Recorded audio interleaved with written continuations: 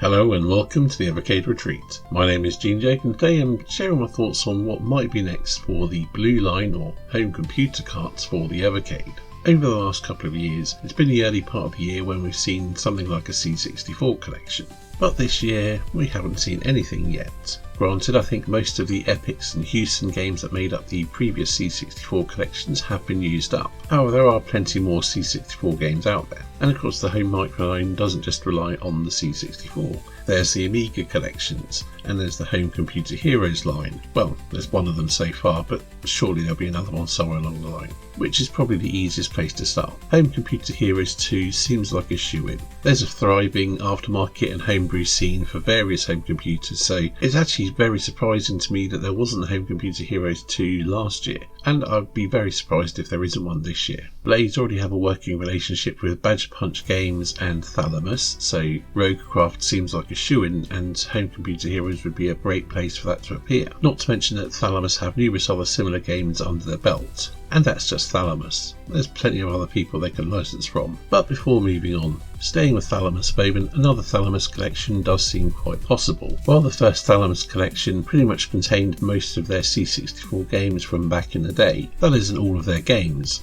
as was demonstrated with the Indie Heroes Collection 4 with having 2 games from Thalamus on there, although obviously they weren't home micro games. The point is, they still have more to offer, and where they might appear, well, who knows. But I imagine a second Thalamus collection isn't out of the question. In a similar vein to Thalamus, there are companies like Protovision and Cytronic, who primarily release Aftermarket C64 games. Now, personally, I haven't really played any of these games, but I have heard very positive things about a number of them. Again, these could feature on a Home Computer Heroes collection, or they could make up collections on their own. Although perhaps as neither publisher are huge names in their own right, perhaps they would do a Home Computer Heroes 2 featuring games from them, and then release separate collections for each afterwards. Now I'm sure some people are thinking, oh god, these are just C64 games, I haven't liked the other C64 collections.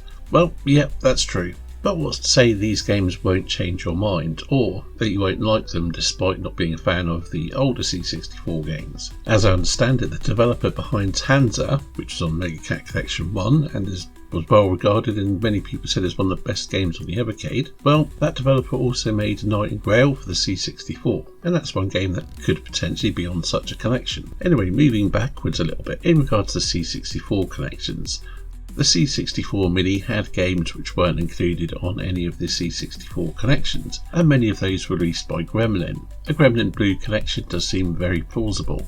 And as I mentioned elsewhere before, it could easily feature games from the ZX Spectrum, the C64, the Amiga, the Atari ST, and so on. There's numerous systems they developed games for. Given the upcoming release of Gremlin Collection 2, this does seem quite a likely possibility. As I mentioned the C64 Mini, it's worth looking at the other systems that Retro Games Limited have done mini consoles for. There's the Atari 400 Mini, so an Atari Blue cart does seem very plausible, especially given the recent announcement of Atari Arcade 2. Not to mention that Atari own a whole bunch of IPs for older home micro games as well. Of course, that wouldn't have to be limited to the Atari 400. Obviously, the 400 Mini included Atari 800 games, but of course you've also got the Atari ST. Although I would argue that in most cases, if a game was on the Atari ST and the Amiga, in most cases, and I don't mean all but most, the Amiga version was usually better. But again, I do think it's safe to say that some form of Atari home micro collection does seem very plausible. But having mentioned the Atari ST and the Amiga, well, what other Amiga collections could we get? Because they made a big deal of getting the Amiga license, but we've not seen a huge amount of Amiga collections.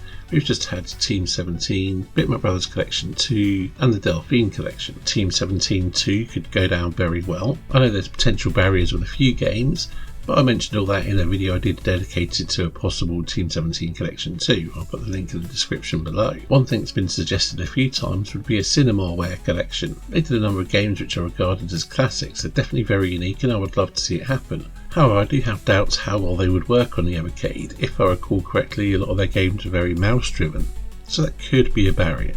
Well, I say that, and I never really played these games all that much. I played bits of them on a friend's Amiga, and I only have very vague memories, so maybe I'm remembering wrong. Some also had console ports as well. When I mentioned about the whole Atari ST Amiga thing, I did hear somewhere along the line that the Atari ST version of Defender of the Crown was actually superior to the Amiga version, as it was longer in development and came out later. They managed to polish up a few things. One company I know many people would love to see an Amiga collection from, and that is Psygnosis. Unfortunately, being owned by Sony these days, that does seem rather unlikely. As for other Amiga games we could see, how about a core design collection? Personally, if it's something they could wrangle in terms of licensing, because I'm not sure who owns the licensing, but I think it might be with Square Enix. But if it could be wrangled, I think it would make for a very strong collection. Games like Brick Dangerous 1 and 2, Chuck Rock 1 and 2, Banshee, Carve Up, Blastar, The Curse of Enchantia, Darkmere, Dragonstone, Premier. I'd say the Heimdall games, but I suspect they probably wouldn't work on the Evercade very well. There's numerous other games, but I think the point is I think there's enough diversity in styles of games that could make a well-rounded collection that would appeal to people beyond home computer fans. Another publisher I'd like to see the games appear on Evercade is Thalion. Now, I'm not overly familiar with many of their games. In fact, I only played a couple of them back in the day, which were Lionheart and No Second Prize. But they have a number of interesting looking games, although I'm not sure all of them would work very well on the Evercade. Even so, I think it potentially could be a very interesting collection. But moving on from the Amiga, there is of course the much asked for ZX Spectrum collection. That I know some people are very much, oh god no, we don't want that, they rubbish and things. But there are a number of classics on the Spectrum, and with the release of the Spectrum by Retro Games, it seems that the profile, or there's enough interest in the Spectrum to warrant a collection. Although picking out a collection of ZX Spectrum games that would work on a cart well could be a bit of a challenge. That said, there are a number of Spectrum games I would love to see come to Evercade, and of course it has a thriving homebrew scene as well, so yeah, whether it's on Home Computer Heroes or a homebrew cart of some sort, or just on a mixed format cart, I would love to see the Spectrum come to Evercade. It was the first computer system that I really got into.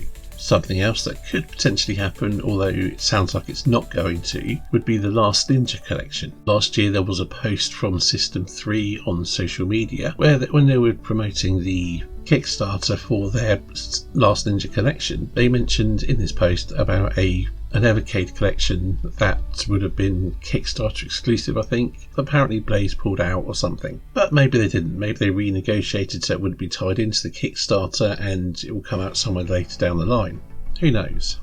Another series-specific collection that I know many people would love to see would be a Turrican collection. I would have to count myself among those, although personally I'd rather see a mixed format collection, as in a mixture of home computer and consoles, because without the console versions I don't think there'd be enough to warrant a whole collection. Although of course they could be mixed in with something else, who knows. And I've done all this talking and I haven't even mentioned things like the MSX, the Amstrad CPC, Dragon 32, or the whole myriad of other home computers that have been out over the years. Also haven't mentioned DOS.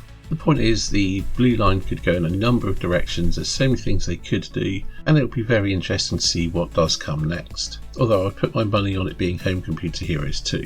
And I'd be bang up for that because Home Computer Heroes 1 is one of my favourite collections on the Evercade. Anyway, I think that's enough rambling on this topic for today. I could have gone on for ages mentioning this, that and the other, but really it would get a bit boring for you after a while. If you're not bored already. I'm going to finish up here and maybe we'll continue some discussion in the comments. I guess I'll see you in the next video or something.